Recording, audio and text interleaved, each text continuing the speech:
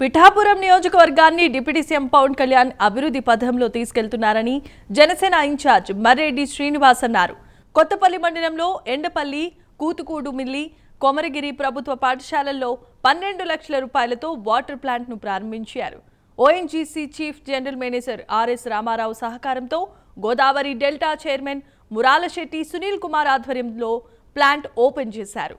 ప్రతి స్కూల్లో అన్ని వసతులు ఉండే విధంగా డిప్యూటీ సీఎం తీర్చిదిద్దుతున్నారని మర్రెడ్డి శ్రీనివాస్ తెలిపారు.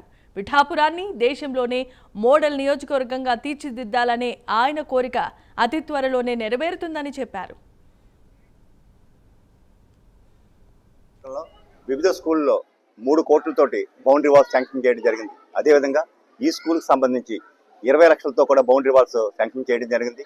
అదేవిధంగా అన్ని స్కూల్లో కావాల్సిన వసతులు, లెవెలింగ్ కార్యక్రమాలు కానీ ఏదన్నా ఉంటే కానీ ప్రత్యేక శ్రద్ధ వహించి మన శాసనసభ్యులు, రాష్ట్ర ముఖ్యమంత్రి ఉన్నటువంటి వారి ప్రత్యేక శ్రద్ధతోటి ఈ కార్యక్రమాలన్నీ జరుగుతున్నాయి.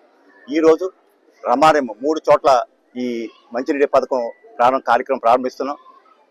కొమరగిరి, కుతుడుగుమెల్లి, ఎండపల్లి, రమారెం 13 లక్షల రూపాయలు. దీనికి సహకరించిన ఓఎన్జీసీ వారికి మా తరఫున, మన శాసనసభ్యులు, రాష్ట్ర ముఖ్యమంత్రి అయినటువంటి పవన్ కళ్యాణ్ తరఫున ప్రత్యేక ధన్యవాదాలు తెలుపుతున్నాం. మేమంతా ఒకటే తెలియజేస్తున్నాం. పిఠాపురం నియోజకవర్గంలో వివిధ స్కూల్లో 3 కోట్లతోటి బౌండరీ వాల్స్ శాంక్షన్ చేయడం జరిగింది. అదేవిధంగా ఈ స్కూల్కి సంబంధించి 20